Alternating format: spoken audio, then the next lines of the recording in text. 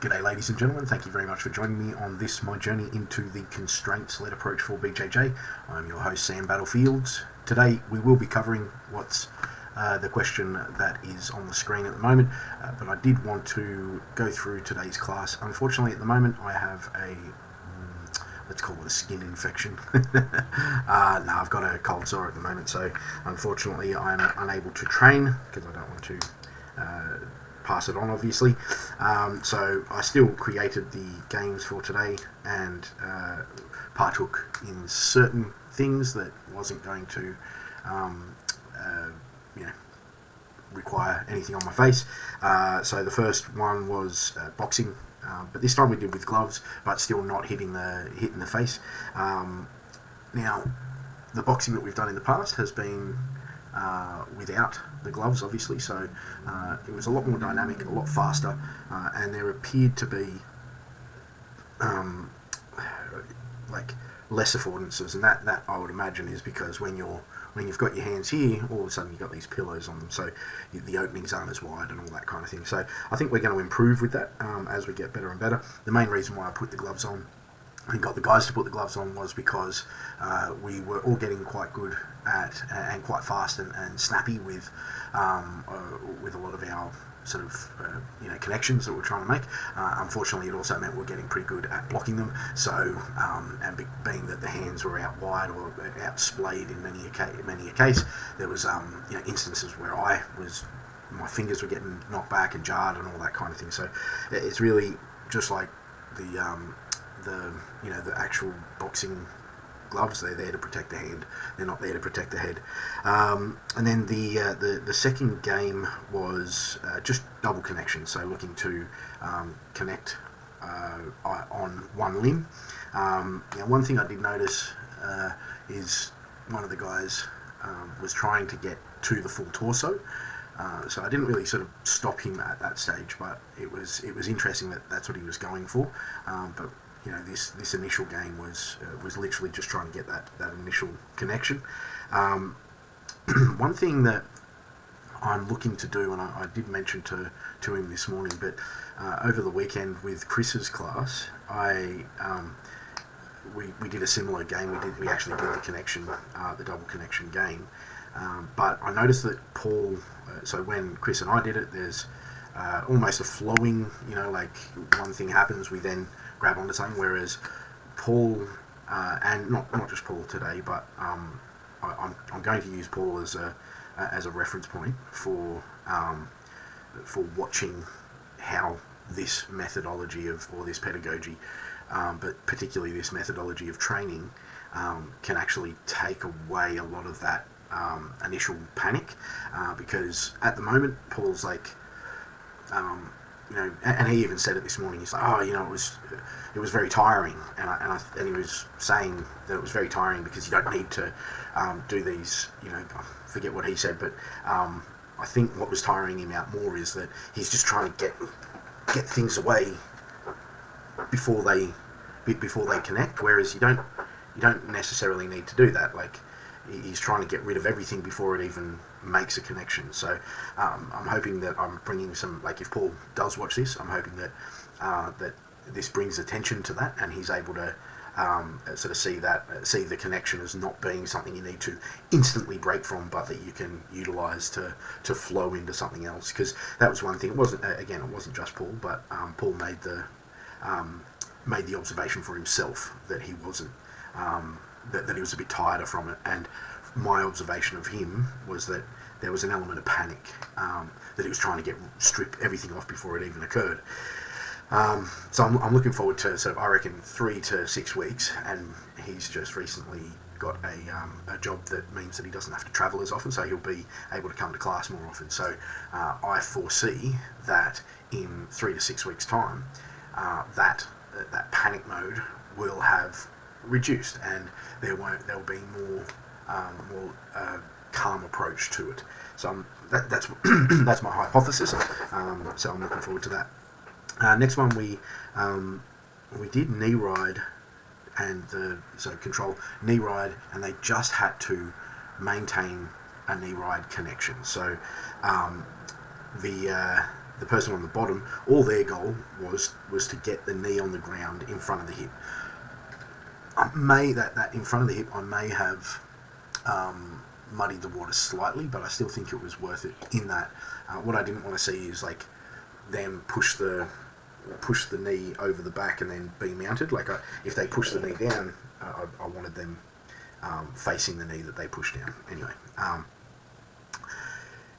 one thing that I found from this was actually really cool, and this was why I really like this method of teaching, is because there's certain things that people do automatically. So in particular, like half guard was one of them. In my early videos, I speak about how for ages I was trying to get Ben, rest in peace, to do a certain thing with his arm, and he just kept on not doing it. And then through the games, he automatically did it because of the constrained nature of this particular game. And I was like, he's doing the thing that I've been trying for years to teach him, right? And I saw the same thing with knee ride. So knee rides are very like when you see a strong knee ride, the chest is out, particularly with gi because you've got something to pull up. But even with no gi, the leg is propped up, right? And your kind of knee is turned out and away from you. This is all internal language, but like experienced grapplers know what a good knee ride is, right? But what tended to happen was when people do a knee ride, their knees are facing the same way. So they're kind of off center, one knee's on them, but their other knee's facing the same way. Whereas you want your knees kind of facing in this, not opposite, but like, like a L shape way. Anyway, that's neither here nor there. But essentially, you need that to be able to drive into them with the knee that's on top of them. And literally, like, no matter how much I try and tell people, and I think some of it is that they're trying to look after their training partner, but the reality is they're not learning. They're not learning resistance if you're trying to be nice to them. They're not learning resistance and resilience. And if you're on top, you're just not learning how to knee ride. So instead of actually fucking trying to get them into the right position, I just said, you've got to stay on knee ride. And I watched their knees going from that to that, in order to then maintain knee ride at a much stronger position. Now, obviously, it wasn't perfect, but it worked a lot better. It was very difficult for the guys when Aaron started to work with them, because Aaron's knee ride very difficult to get rid of, but it was still worth it. So anyway, the final game, and here's where I kind of fucked up. And well, when I say fucked up, here's where I would have done something a lot different, but the time was sort of starting to get away from me, and I wanted to have a bit more time to work with the proper game that we wanted to do, well, that I wanted to do, which was essentially in half guard, start with their ankle, so underneath their ankle in the crook of the arm, in the crook of the elbow, and then the goal was to put them either on either hip. It didn't matter. And here's the thing. I thought that would be easy enough. I thought that would probably be a bit too easy, in fact, because you're already in that. You're real deep. You've got the ankle on the crook of the elbow. By that stage, it should be a wrap. But what I found was that, except other than obviously the more experienced guys, that the guys were just almost instantly kind of letting it all go and trying to make space. And Aaron made a really good point, which was it was almost like they had a fear of the weight being on top of them, and so they were trying to make space instantly. Whereas I believe what Aaron's going to do tomorrow, after a bit of a discussion, is we're going to have that ankle in the crook, but connect our hands around the body and then try and get either side. So it was a little bit of a failure with regards to the game. Other than obviously the people that kind of knew how to play it. And I kind of kicked myself because I'd written down that we should have played that connect chest to hip game, which essentially is just the two trying to, like the person on top is trying to get their chest on their hip, the person on the bottom is trying to get their chest on their hip. It's like, and it's just a continuous game. But in this case, I genuinely thought that I'd sort of had like that end result, but I think Aaron's right in that if we had got to a point where the hands were connected around the around the hip and we blocked that foot, that game would have made way more sense than just the crook of the elbow, because I use that singular crook of the elbow quite regularly, but even me, I get Aaron tends to be able to separate that arm out. So it was actually a learning curve for me as well, in that I realise now I've got to connect those hands in some way in order to make this an effective half guard, which was really cool.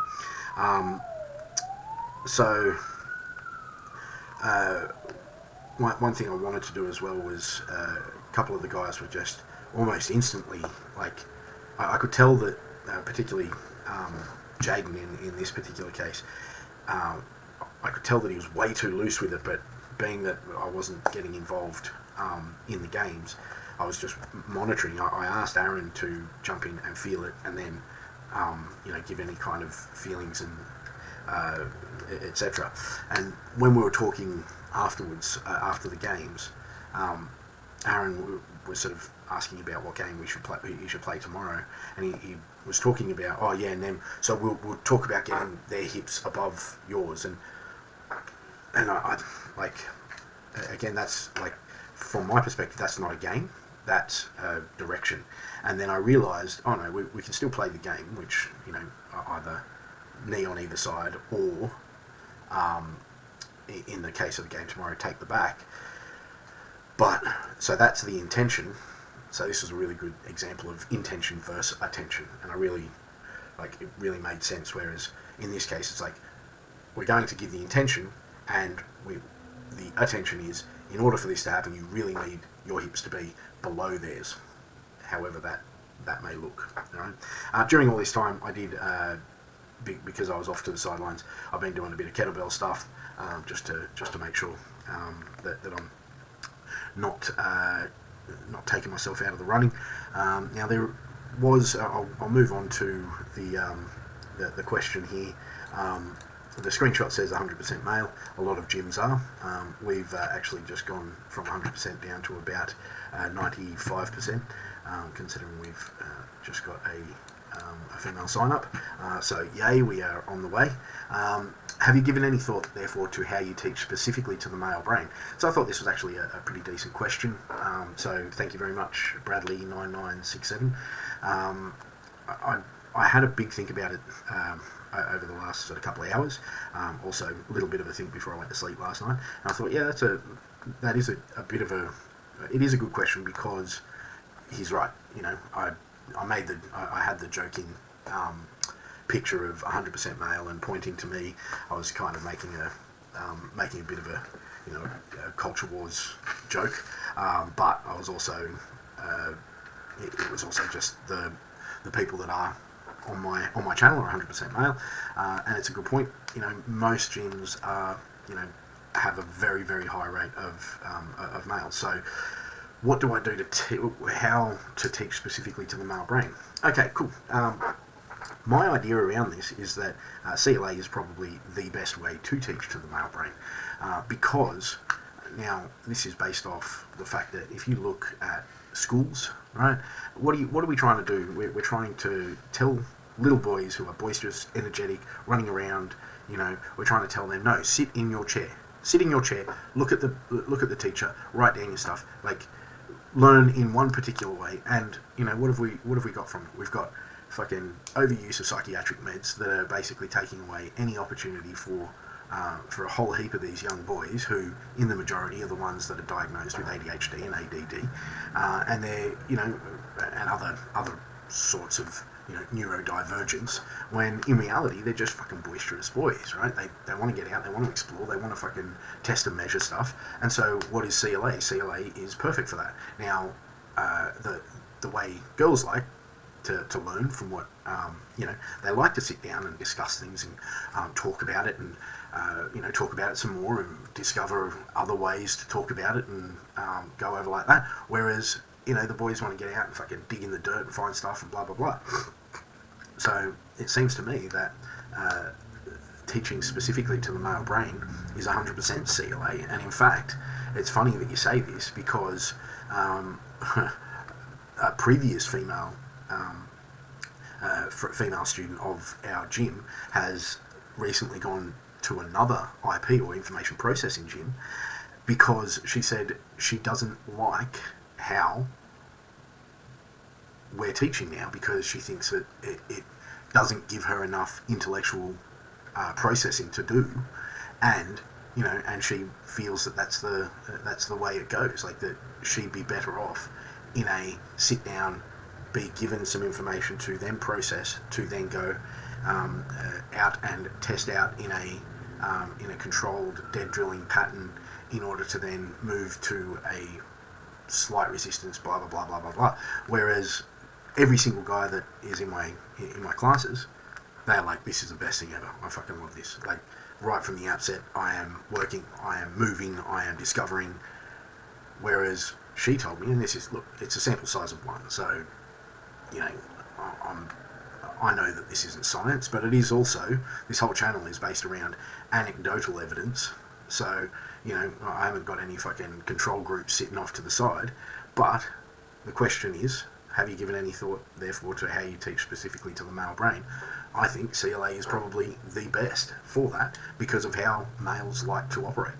So anyway, that's going to be my answer to that question. Thank you very much for asking it, Bradley9967. Thanks for listening, watching, etc. I really appreciate you and all my other subscribers. So if you've got any other questions that you want to throw into the mix, I am actually really loving answering these. Again, these are you can qualify these by saying it is the expert, Sam Battlefields, or you can qualify it by saying the guy that knows not a fucking single thing that he's talking about, Sam Battlefields. I'm not perfect, but I'm trying. Much love. Peace. Well, like, comment, subscribe.